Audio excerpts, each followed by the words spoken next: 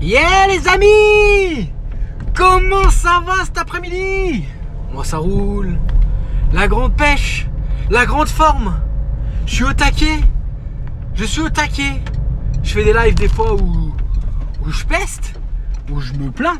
Je me plains pas, mais où je suis plus dans un côté négatif parce que ça va pas tout le temps comme je veux. Mais là, aujourd'hui, je vous avoue que je suis content. Je suis content parce que je vous ai donc dit que j'étais en train de faire le marathon de la recherche du financement. Et ben figurez-vous que ça se goupille pas trop mal. Pour faire simple, j'ai signé un compromis de vente au mois de février, une très très bonne affaire, avec achat d'une personne qui était en liquidation judiciaire. Et j'avais un peu, je m'étais dit, on a le temps. J'avais donné mandat à un courtier qui m'avait été conseillé, je me suis dit on a le temps. Et puis finalement, bon, j'ai vite remarqué qu'il prenait vraiment beaucoup son temps lui. Et puis voilà, moi, je lui ai retiré son mandat et je l'ai donné à un autre courtier. Et en parallèle, moi j'ai fait des demandes aussi. Sauf que il s'avère que derrière, on n'avait plus le temps. Du coup, on devait être rapidos parce que je signais 3 semaines après. On m'appelle, on me dit tu signes dans 3 semaines, sauf que j'avais pas le financement. Donc objectif 85 000 € de financement, c'est-à-dire achat d'un F2, frais de notaire, frais d'agence plus travaux à trouver en 3 semaines. Sachant qu'on avait déjà fait certaines banques, on avait eu déjà certains refus où il manquait des dossiers, tout ça. Donc voilà. Donc bon, au bout d'un moment, la semaine dernière, je dis maintenant je vais m'en mêler. Et feu, action patate, action massive. Donc là, tous les contacts que j'avais, j'ai téléphoné, tous les banquiers que j'avais, j'ai téléphoné. Le courtier, je lui ai mis la pression, il a téléphoné, il a travaillé pour moi comme un déreinté. Il a le droit à sa grosse commission, ce courtier-là. De toute façon, c'est mon courtier et en même temps, c'est déjà mon associé dans une de mes sociétés. On va créer une SCI ensemble, on va faire quelque chose de grand. C'est quelqu'un qui se sort les doigts, qui est professionnel de l'immobilier, professionnel de la formation immobilière, qui est maintenant courtier. Et derrière, donc, il s'est sorti les doigts, il a dû imprimer, il a dû aller dans des banques, on a dû se prostituer quoi. Mais en 7 jours, en 5 jours ouvrables, parce que c'était lundi dernier et entre temps mercredi dernier c'était férié. Donc en 5 jours ouvrables, on a eu 2 offres de financement. Donc une grâce à Instagram, on m'a donné les contacts d'une banque privée que j'ai appelée. Donc j'ai eu une personne très très réactive, très professionnelle. Quand elle dit qu'elle t'envoie un mail à 14h, tu reçois un mail à 14h. Quand elle a dit que tu peux l'appeler à partir de 15h, elle décroche à partir de 15h. Très réactive. Une offre de financement. Et du coup, au bout d'un moment, moi j'ai appelé mon banquier du Crédit Agricole, banquier professionnel du Crédit Agricole, qui je ne l'avais pas appelé dès le départ parce que je savais pertinemment qu'il ne s'occupait pas des prêts IMO et l'interlocuteur que j'avais eu fut un temps au Crédit Agricole dans l'Est. J'avais vraiment du mal avec cette personne qui faisait les prêts IMO parce que j'avais l'impression qu'elle faisait que les prêts IMO de résidence principale. Elle était vraiment, elle était tout le temps négative, tout le temps à me dire non, 15 ans on fait pas, non, sans apport on fait pas, les SCI ça monte en délégation. Donc là j'appelle mon banquier, il s'appelle John. Je dis John, j'ai joué au foot avec lui, j'étais au lycée avec lui. Je dis John, écoute là, voilà, je t'ai pas appelé jusqu'à présent, je lui ai expliqué pourquoi. Je t'ai pas appelé jusqu'à présent parce que voilà, la personne qui s'occupe des financements, j'ai du mal avec elle et tout. Mais là, voilà, si tu veux que je reste client chez toi dans ta banque et moi j'ai pas envie de partir, faut que tu m'aides. Donc il m'a dit, écoute, je te mets en relation avec une personne qui fait les crédits pro, les SCI aussi, et qui est assez au fait des investisseurs comme toi. Ok. Il me dit ça lundi soir, lundi dernier. Pas de nouvelles le lundi soir. Il me dit lundi après-midi, il me dit elle va t'appeler rapidement. Pas de nouvelles. J'envoie un mail à 17h30, je dis elle m'a pas appelé. T'inquiète, elle va t'appeler. Il me dit ok. Le mardi, pas d'appel. Bon. Je renvoie un mail le mardi après-midi en mode je t'harcèle vraiment. Salut Laurent, salut à toutes les personnes qui se connectent, Yannick, Nicolas. Et du coup, mardi dernier le soir, elle m'appelle à 18h17. Je dis écoutez, je vais vous résumer la situation. Et je résume la situation. On a raccroché à 19h17. La nana est restée au téléphone avec moi de 18h17 à 19h17 la veille d'un jour férié. Elle a pris toutes les infos. Elle m'a dit je vais encore vous envoyer par mail un lien au Crédit Agricole. Ils ont un lien où tu leur transfères tous les documents. Et si vous pouvez m'envoyer tous les documents, ça serait bien. Moi, mardi dernier, j'ai passé ma soirée à lui envoyer tous les documents. Elle m'a dit en plus qu'elle ferait le pont, donc elle faisait le pont jeudi, vendredi, et qu'elle prendrait contact avec moi lundi. Hier, elle me dit, il y a moyen. Aujourd'hui, je reçois une offre de financement. Tu vois, je m'étais trompé. Je m'étais trompé sur les banques traditionnelles. Je m'étais trompé. Tu peux trouver un interlocuteur capable, réactif, qui est... Mais je lui ai dit, écoutez, on a 3 semaines, quoi. Je dis, je peux pas, il faut que j'achète dans 3 semaines. Je peux pas, c'est une liquidation, il y a une deadline, c'est comme ça. Je pensais que j'allais pouvoir reporter, je peux pas. Voilà. Je veux pas craquer mon PEL, devoir acheter cash. Mon PEL, il a 2,50. Faut trouver une solution. Elle a dit, ça va être chaud patate. Elle m'a dit ça comme ça. Elle m'a dit, je vous cache pas, ça va être chaud patate, mais je vais faire tout ce que je peux. La nana, elle a tenu parole. Elle a tenu parole. Je l'ai rappelé aujourd'hui. J'ai rappelé les 2 banquières. La banquière de la banque professionnelle de la banque postale, plus la banquière du Crédit Agricole. Je les ai appelées toutes les 2. J'aurais dit, écoutez, merci. Vous avez fait du super travail. Je pensais pas avoir le choix entre les 2. Je pensais vraiment que j'allais être ric-rac avec une seule banque. J'ai vraiment envie de nouer un partenariat solide, durable. J'ai pas envie de me moquer de vous. J'ai vraiment envie de... Voilà. Donc j'ai choisi Crédit Agricole, ma banque historique. Et j'ai dit à la banque privée que ce n'est que partie remise. Et qu'un jour ou l'autre, je travaillerai avec elle. En la remerciant 50 fois et en lui disant que si j'avais des profils, si je connaissais des profils qui rentraient qui étaient éligibles aux banques privées, je lui donnerais le contact de la banquière en question avec grand plaisir pour qu'elle augmente son portefeuille. Pour faire simple, on est le 7 mai 2019, j'ai eu Crédit Agricole taux à 1,44 sur 20 ans avec du coup... c'est pas un différé d'emprunt, mais en fait, tant que tu n'as pas débloqué toute la ligne de crédit pour les travaux, ben, le crédit il se déclenche pas, tu vois. Du coup, j'ai eu ça. J'ai pas eu j'ai demandé le report de crédit, c'est-à-dire si je vends, je garde encore le crédit et je peux racheter autre chose avec le taux actuel. J'ai pas de frais de remboursement anticipé. Alors, la nana, voilà, tu vois, c'est ça. La nana, je l'avais au téléphone, elle m'a dit, écoutez, monsieur Hartzheim, il faut qu'on voit ensemble, parce que pour que le dossier reste en délégation, tu vois, elle est bien là, ça cause, là, les amis, là, ça cause quand la banquière, elle te parle comme ça, elle a capté, toi, que tu as des notions, elle te parle de, elle sait que tu captes et elle te parle comme ça. Elle me dit, pour que le dossier reste en délégation, je vais voir ce que je peux faire. Et elle clique, tac, tac, tac, elle clique. Elle me dit, monsieur Hartzheim, si je mets pas d'apport, le dossier, il est plus en délégation. Et là, on est trop long. Donc, elle me dit, vous pouvez faire combien? J'ai dit, écoutez, j'achète un F2 à 42 500 €. J'ai prévu 32 000 € de travaux. Mettez 5 000 € d'apport. Jusqu'à combien? Elle m'a dit, il faudrait mettre minimum 5 000 € d'apport pour qu'on soit pas obligé de monter en délégation. Je dis, écoutez, de toute façon, mettez les 5 000 € d'apport que je mettrai en apport pour les travaux. Chose que je ne mettrai jamais parce que je ne déplacerai, j'emprunte 34 000 € pour les travaux, chose que je n'utiliserai probablement pas, sauf grosse erreur. Mais bon, pour se louper sur un 47 mètres carrés, j'y étais encore hier avec un artisan à moi, faut y aller quoi, tu vois. Et puis bah, s'il faut, je mettrai ces 5 000 € d'apport. Donc voilà, ça c'était Crédit Agricole, BPE, banque privée de la banque postale, donc là c'est sur 1,95 avec un différé partiel de 8 mois, pas de frais de remboursement anticipé et un nantissement des frais de notaire et des frais d'agence, donc c'est-à-dire à peu près 8 000 € sur un compte rémunéré chez eux et ouverture d'un compte courant. Il y a quand même des meilleurs avantages au Crédit Agricole.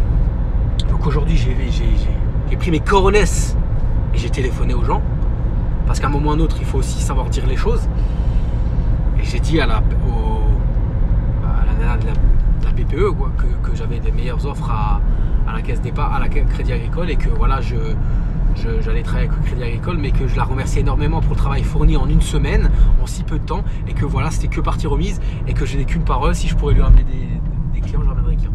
Et au Crédit Agricole, bon, je lui ai quand même dit, tu sais, t'es négociateur ou tu y es pas. Si t'es investisseur immobilier, il faut que tu sois négociateur, tu vois. Donc je lui ai quand même dit, bon, vous savez, j'ai eu une deuxième offre sur une banque privée, je vais pas commencer à vouloir vous négocier parce que vous avez fait un super travail en l'espace de 4 jours, 5 jours. Par contre, vous savez, je suis encore sous compromis, c'est pas son compromis, mais j'ai signé une ordonnance, j'ai fait une offre qui a été acceptée sur un immeuble en liquidation. Pour l'instant, avec mon associé, donc qui est mon courtier, on a du mal à trouver un financement. Ça serait bien, je serais d'accord, je serais vraiment d'accord et vraiment heureux de travailler avec vous. Si vous pouviez aussi jeter un coup d'œil sur notre projet d'immeuble, parce que franchement, on n'a encore pas trouvé d'interlocuteur qui soit aussi capable que vous. Et franchement, mon courtier voit à la vitesse où vous avez monté le dossier et on aimerait vraiment travailler avec vous pour ce projet-là aussi. Donc elle m'a dit ok. Donc moi après j'ai tout de suite envoyé les coordonnées à mon associé courtier de cette banquière-là et il va la contacter et peut-être on aura le financement sur l'immeuble de Metz. Donc voilà, rien n'est fait, je n'ai toujours pas signé, pour l'instant chez le notaire, je n'ai pas le financement. Elle m'a dit, on va serrer les fesses, ça peut se jouer peut-être à 48 heures près, on n'a pas le financement. Donc après au pire, moi je vais chez le banquier, je signe, s'il n'y a pas le financement, je donne procuration à la clerc de notaire.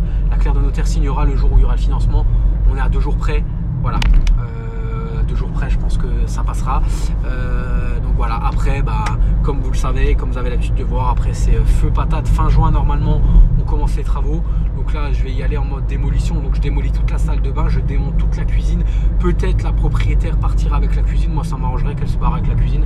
Comme ça, je gagne du temps pour la démolir, pour la démonter. Je vais la démonter, je la mettrai à 200 € sur le bon coin. Sur Strasbourg, j'arriverai largement à la vendre et après feu quoi. Après cuisine, je vous ai dit que moi j'ai un contact chez Cuisinella, cuisine moyenne haute qualité, salle de bain douche à l'italienne. On va monter un mur jusqu'à peu près 1 mètre et après on mettra une verrière, douche suspendue, meuble vasque. Après donc machine à laver, donc parce qu'on est sur de la location courte durée, canapé lit convertible pour le salon, télé écran plat qui va bien et un big canapé dans la chambre et feu patate quoi, feu patate comme on dit quoi hein. Je pense qu'on va être à l'emplacement où on est. Il faut que j'étudie encore le marché vraiment de la location courte durée sur Strasbourg, mais je pense que des mois de décembre, s'il n'y a pas d'attentat comme cette année, mais des mois de décembre avec le marché de Noël, on va être très très bien.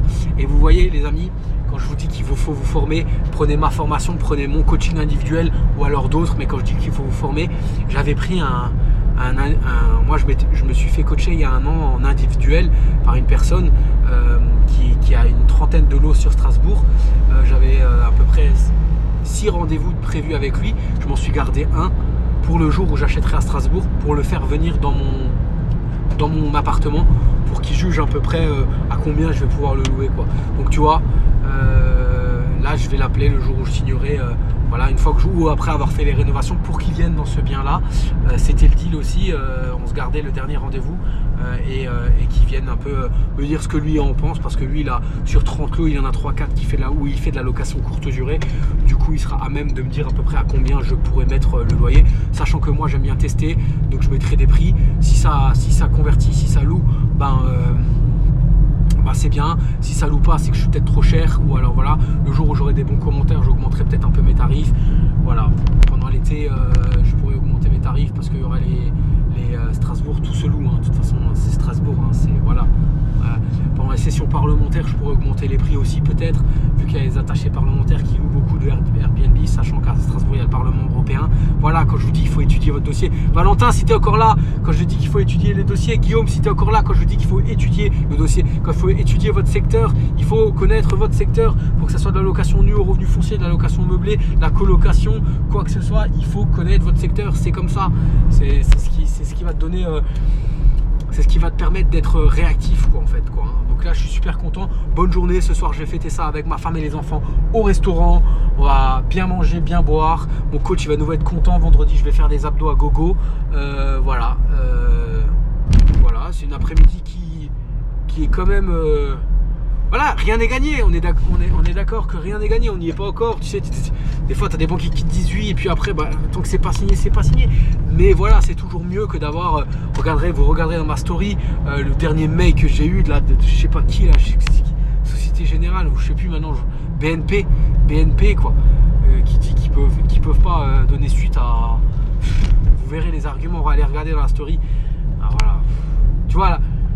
Et quand je te dis, quand ton dossier de bancaire ne passe pas, c'est parce que ton conseiller ne te le fait pas passer. Je te le jure, c'est ça.